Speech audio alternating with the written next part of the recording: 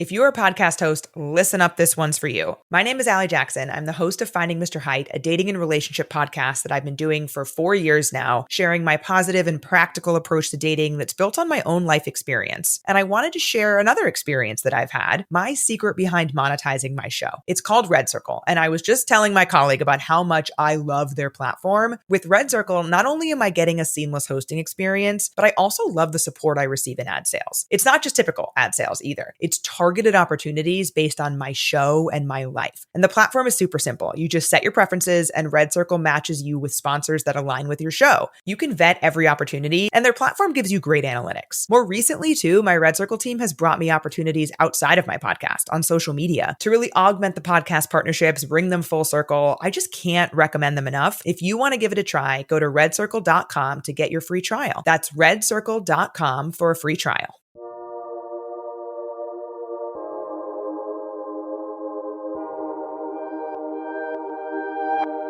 Authors Nigel Melican, James Norwood Pratt, Maria Uspenski, and Shabnam Weber are among the world's foremost tea authorities. Melican is a global tea scientist and innovator living in Ireland. Pratt, who authored The Tea Lover's Treasury in 1982, is the beloved tea historian and America's tea sage. Maria Uspenski, founder of the Tea Spot in Denver, Colorado, is the author of Cancer Hates Tea. And Shabnam Weber, president of the Tea and Herbal Association of Canada, headquartered in Toronto, is an accomplished retailer and tea educator who created the Tea Sommelier program. Thank you, Maria and Shabnam, for joining me on the Tea Biz podcast. I must say at the outset that the four authors of this book, all of whom I know well, have produced a beautifully crafted guide that distills the world's vast tea heritage into 101 essential cups. I know and have tasted many of these teas, and thanks to your shared wisdom, I intend to try them all. Just having someone whom we respect as the colleague in the industry say these kind of things to us, I can't tell you how that built me up on this Friday morning. When you say to someone, "Wow, I just tried this amazing tea," you should try it. It increases demand. It encourages premiumization. It builds a genuine enthusiasm for tea, right? So let's start our discussion, Shabnam, by describing what you had in mind when you first decided to write this book.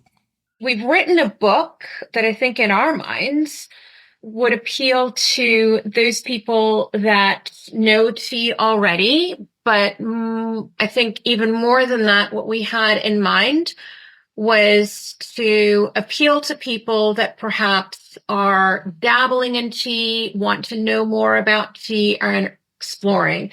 I think that one of the terms that I used quite often when, we had sort of our authors meetings was this book needs to meet the consumer, or in this case, the reader, wherever they are in their tea journey, right? So, and we've been really careful and cognizant of being inclusive within that and not too niche, not too premium, not too much of anything, if you know what I mean.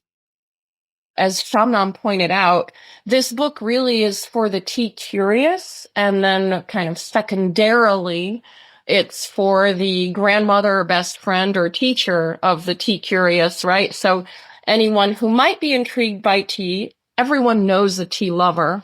You pick it up, it feels good. It's gorgeous. It's a nice layout, good quality pages, nice photography, and it's just a pleasant book to leaf through. One thing that I do want to mention about the book that's really important is, first of all, this is not the only 101 teas.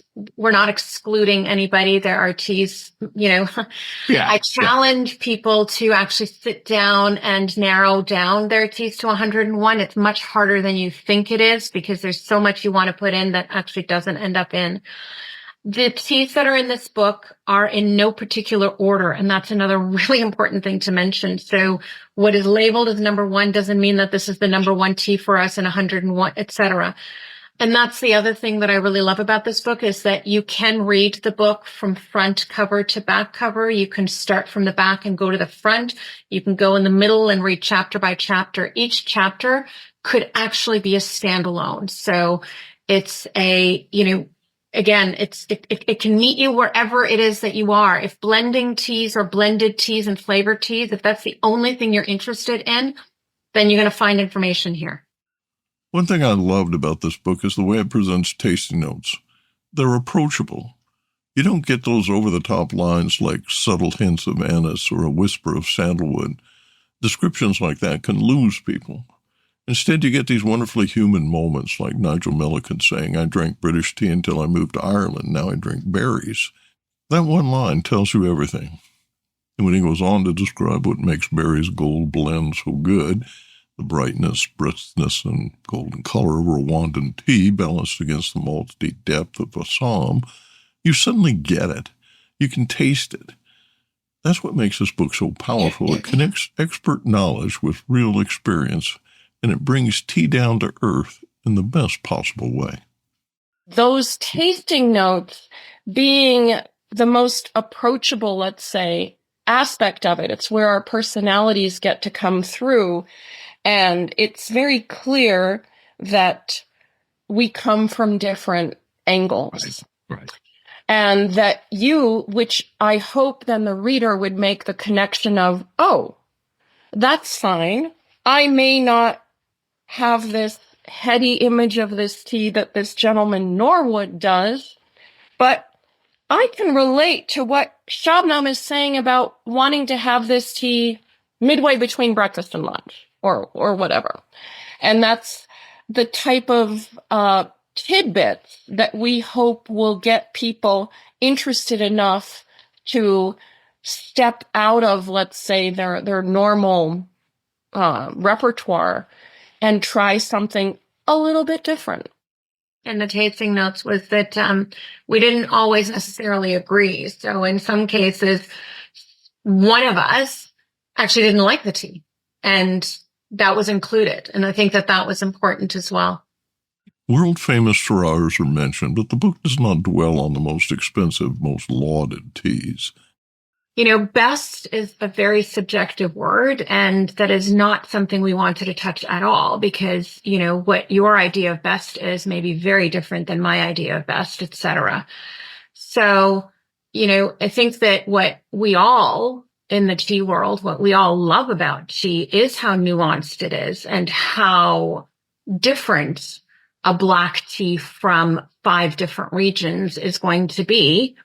And that really speaks to the fact that there is something out there for everybody, depending on what you like, right? I mean, pigeonholing and saying that this is the only place that you must drink tea from is very exclusionary. And I think we do ourselves a great disservice within the industry to operate within that mind frame.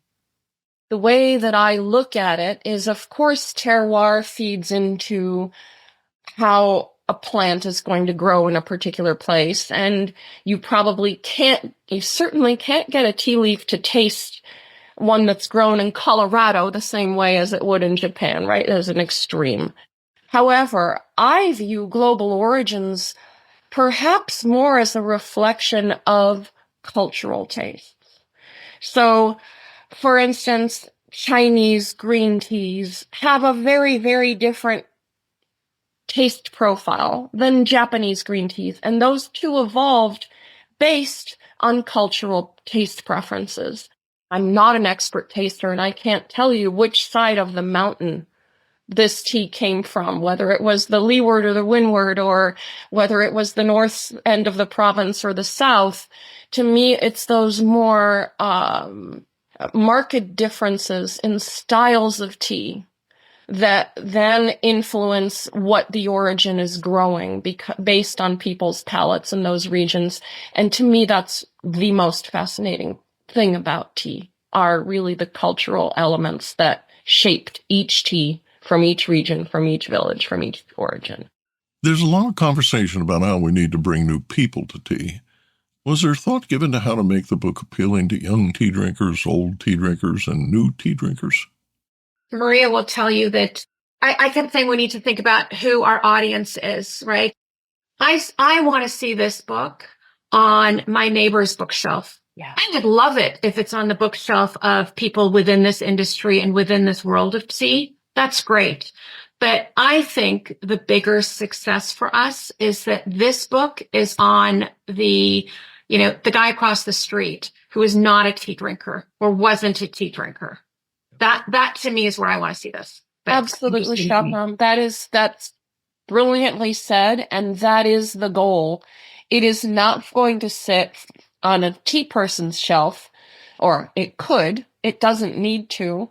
A tea person, a very experienced tea person, doesn't need this book.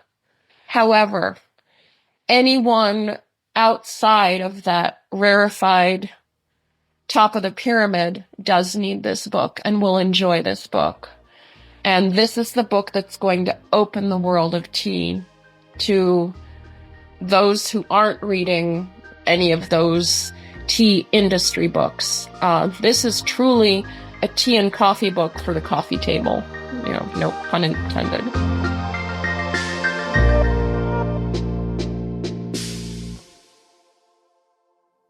If you're a podcast host, listen up, this one's for you. My name is Allie Jackson. I'm the host of Finding Mr. Height, a dating and relationship podcast that I've been doing for 4 years now, sharing my positive and practical approach to dating that's built on my own life experience. And I wanted to share another experience that I've had, my secret behind monetizing my show. It's called Red Circle, and I was just telling my colleague about how much I love their platform. With Red Circle, not only am I getting a seamless hosting experience, but I also love the support I receive in ad sales. It's not just typical ad sales either. It's targeted opportunities based on my show and my life. And the platform is super simple. You just set your preferences and Red Circle matches you with sponsors that align with your show. You can vet every opportunity and their platform gives you great analytics. More recently too, my Red Circle team has brought me opportunities outside of my podcast on social media to really augment the podcast partnerships, bring them full circle. I just can't recommend them enough. If you want to give it a try, go to redcircle.com to get your free trial. That's redcircle.com for a free trial. Produced by Audavita Studios. Connect your voice to the world.